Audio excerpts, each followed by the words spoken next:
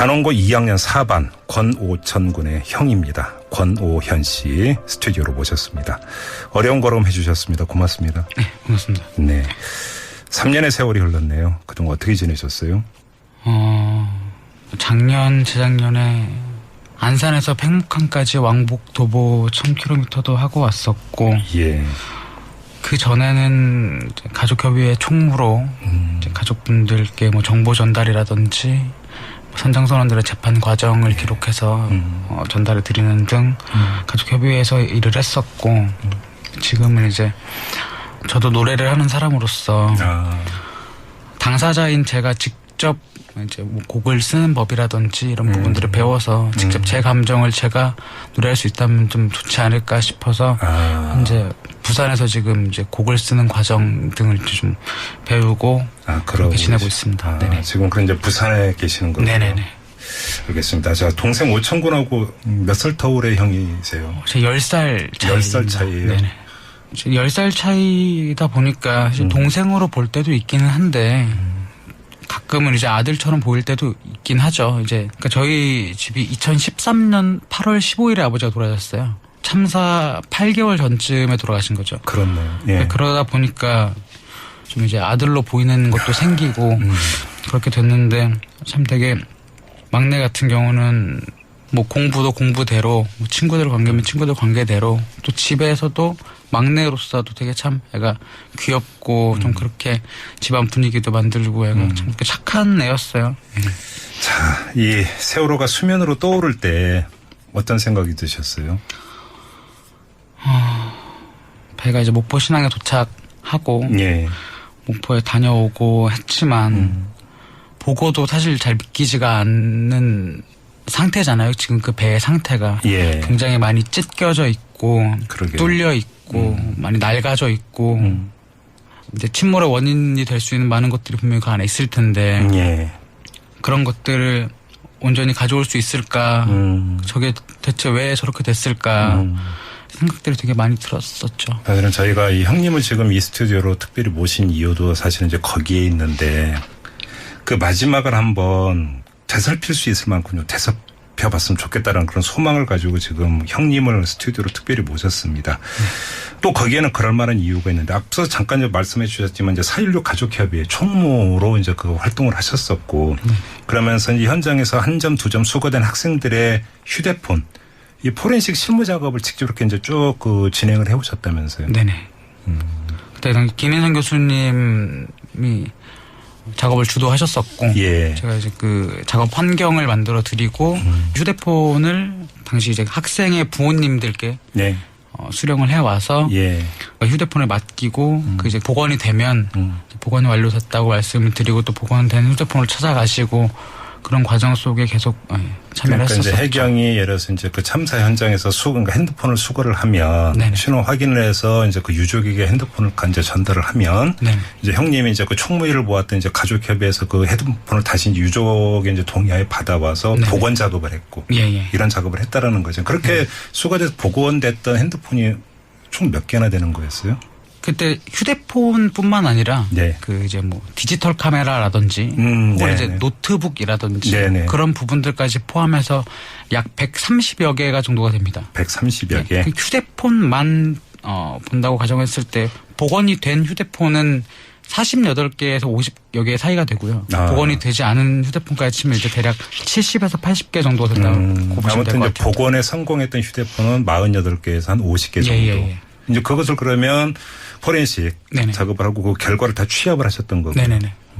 그러면 그때 이제 이루어졌던 모든 작업의 어떤 취합된 자료라든지 이런 것들을 보관해 오셨던 거고요, 지금까지. 네. 저희가 이제 오늘 이 자리에 이 형님을 통해서 우리 애청자 여러분에도 그러니까 전해드리고 싶은 내용이 바로 그건데요. 이 48개에서 50개에 달하는 핸드폰, 이 복원 결과가 좀 종합해서 정리가 돼서 전달이 되는 건 오늘 여기가 좀 처음이 아닐까 좀 그런 생각이 좀 드는데요. 좀 하나하나 이 내용들을 좀 짚어봤으면 좋겠어요. 아마 이 방송을 들으시는 애청자분들 가장 기억에 남는 것은 카카오톡 메시지가 아닐까 싶어요. 그때 일부 좀 보도가 됐었었고요. 그랬죠. 그때 카카오톡 메시지도 많이 복구가 됐던 거죠. 예, 그렇죠. 그때 그 휴대폰에 이제 기록되어 있는 모든 메시지, 이제 수신, 송신 기록들이 다 복구가 되었고요. 네. 근데 다만 그 복구를 한 후에 이제 의구심이 드는 거는 통화 내역이 이제 통째로 사라지는 그런 경우들이 있었어요. 메시지 내역도 마찬가지고 통으로 이제 잘려나가는 네. 이게 누군가 의도적으로 서버에서 삭제한 것 같은 그런 의문이 들었었던 것들이 되게 많았었죠. 그래요. 네네. 알겠습니다. 그 문제 좀 조금 이따 다시 하나하나 좀 정리를 해 보도록 하고요. 좀 저희가 이 카카오톡 메시지에 담겨 있는 그 희생자들의 마지막 어떤 그 심경이라고 할까요? 또 그 희생자들에서 전달됐던 당시 상황 어떤 내용들이 좀 그 기억에 많이 남으세요? 그 아이들이 스스로 본인이 지금 바닷속으로 들어가고 있다라는 걸 스스로 인지를 하고 있었어요. 그러니까 복구된 내용들을 보면은 스마트폰으로 이제 지금의 화면을 캡처를 할 수가 있잖아요. 그렇죠. 캡처된 화면을 봤을 때 이제 뭐 기사들이 나오는 거죠. 속보 그때 네, 속보라든지 세월호가 뭐 침몰되고 있다는 네네네. 속보 말씀하시는 뭐 거죠. 1보, 2보 이런 식으로 뭐 이런 거라든지. 네.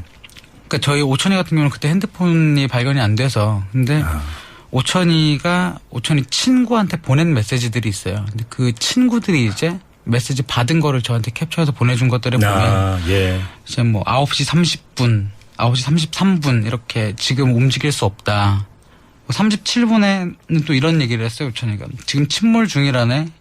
일단 이거 말하지 마. 잘 되겠지. 믿는 거예요. 어른들을. 그런 메시지를 이제 지금 밖에 있는 학교 후배라든지 다른 학교로 진학을 한 친구들한테 메시지를 보내는 거죠.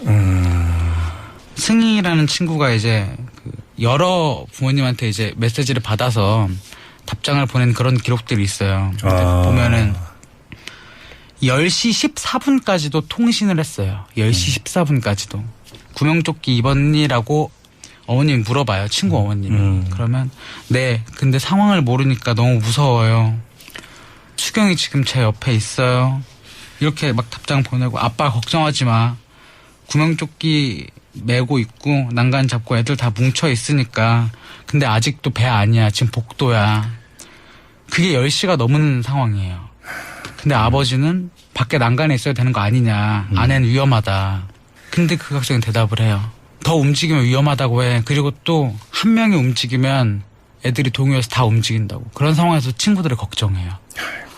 그랬던 문자 내역들이 있죠. 또 이게 워낙 비상 상황이잖아요. 침몰이 되고 있는. 그렇죠. 이러다 보니까 뭐 자기 심경 이런 것들을 밝히는 카카오톡도 있었을 것 같은데. 네, 이제 뭐 영상도 있었고 뭐 메시지도 있었는데 살려줘. 나 살고 싶어.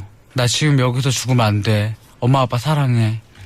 난 나가고 싶어. 나 살고 싶어라고 소리 지르는 카톡 메시지가 되게 많았고 6반에 동엽이라는 친구가 찍은 영상에는 살려달라고 소리치고 울부짖는 영상들이 이제 공개된 영상에도 되게 많이 있고 네, 그렇죠.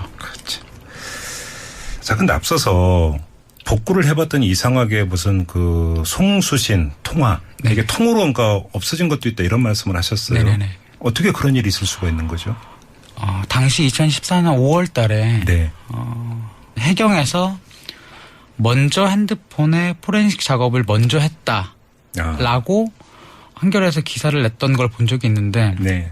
기기 자체에서 통화 내역이 삭제가 된 부분도 있긴 하지만 이제 바깥에서 이제 부모님과 연락을 주고받은 아이들이 있잖아요. 이제 예. 16일 당시에 예를 들어서 16일이 00시부터 16일이잖아요. 그렇죠. 근데 이제 부모님들의 휴대폰 통화 내역을 이제 본사에 가서 뽑아보면 15일, 23시, 뭐 58분 이후로 바로 그 다음 장에 있는 건 17일인 거예요. 16일 통째로 사라져버린. 통이 사라진 이제 부모님들이 계셨어요. 그때 당시 분명히 그 16일에서 뭔가 이게 연락이 됐었는데 예, 기록이 그렇죠. 남아야 되는 게 없어졌다라는 거죠. 네네. 내 핸드폰에 보면 휴대폰에는 분명히 통화 내역이 찍혀 있는데 기록으로는 없는 거죠 이게.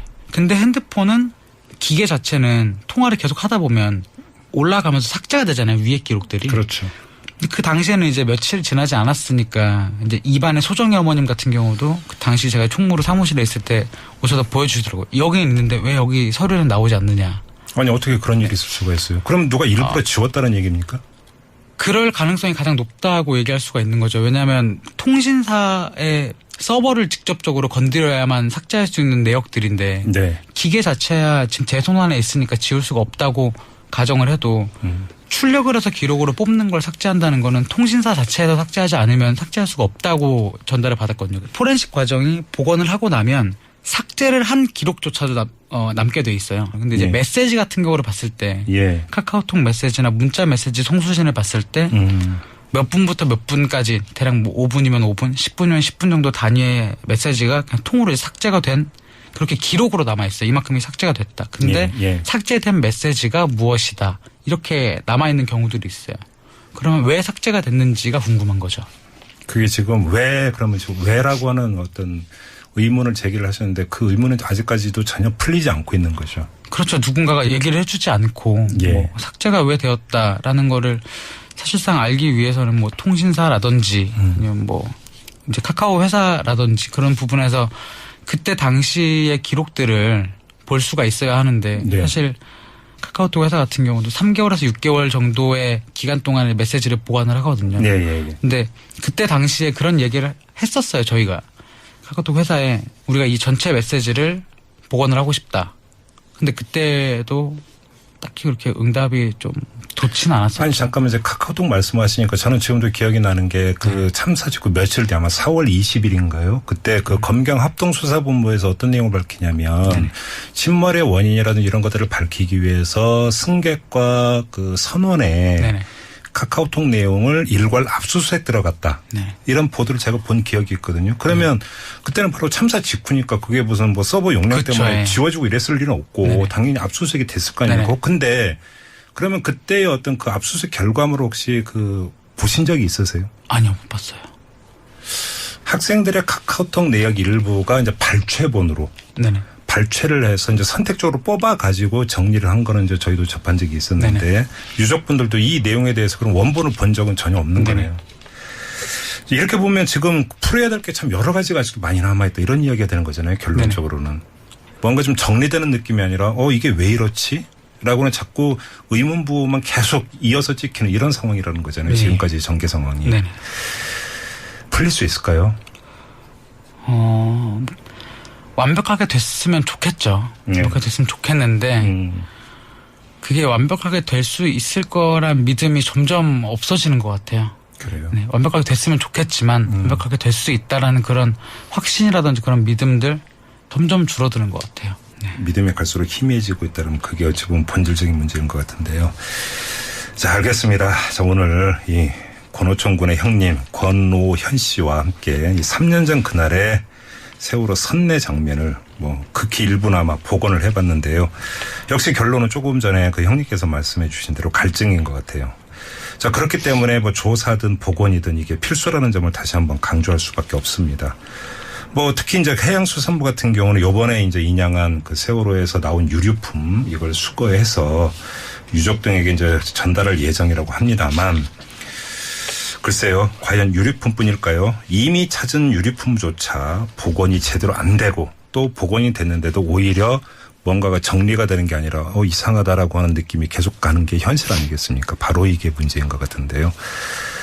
뭐 이번에 세월호에서 다시 또 무슨 핸드폰이라든지 디지털 기기라든지 이런 것들이 과연 복원이 된다면 좀 진실에 한 발짝 더 다가설 수 있지 않을까 이렇게 많은 분들이 기대를 하고 있는데 이전에 나오고 수거했던 유류품조는 네네. 그때 김인선 교수님이 작업을 주도하셨었고 예. 제가 이제 그 작업 환경을 만들어 드리고 휴대폰을 당시 이제 학생의 부모님들께 네. 수령을 해와서 예. 휴대폰을 맡기고 그 이제 복원이 되면 복원이 완료됐다고 말씀을 드리고 또 복원된 휴대폰을 찾아가시고 그런 과정 속에 계속 참여를 그러니까 했었죠. 이제 해경이 예를 들어서 이제 그 참사 현장에서 그러니까 핸드폰을 수거를 하면 네네. 신호 확인을 해서 이제 그 유족에게 핸드폰을 이제 전달을 하면 네. 이제 형님이 이제 그 총무일을 보았던 이제 가족협의회에서 그 핸드폰을 다시 유족의 이제 동의하에 받아와서 네네. 복원 작업을 했고 예. 이런 작업을 했다라는 단원고 2학년 4반 권오천 군의 형입니다. 권오현 씨 스튜디오로 모셨습니다. 어려운 걸음 해주셨습니다. 고맙습니다. 네, 고맙습니다. 네. 3년의 세월이 흘렀네요. 그동안 어떻게 지내셨어요? 작년, 재작년에 안산에서 팽목항까지 왕복 도보 1000km도 하고 왔었고, 예. 그 전에는 가족협의회 총무로 이제 가족분들께 뭐 정보 전달이라든지 선장선원들의 재판 과정을 기록해서 전달해 드리는 등 가족협의회에서 일을 했었고 지금은 이제 저도 노래를 하는 사람으로서 당사자인 제가 직접 이제 뭐 곡을 쓰는 법이라든지 이런 부분들을 배워서 직접 제 감정을 제가 노래할 수 있다면 좀 좋지 않을까 싶어서 현재 부산에서 지금 이제 곡을 쓰는 과정 등을 좀 배우고 그렇게 지내고 있습니다. 네네. 지금 그럼 이제 부산에 계시는 거예요? 네네네. 알겠습니다. 자, 동생 오천군하고 몇 살 터울의 형이세요? 제 10살 차이. 10살 차이예요? 네네.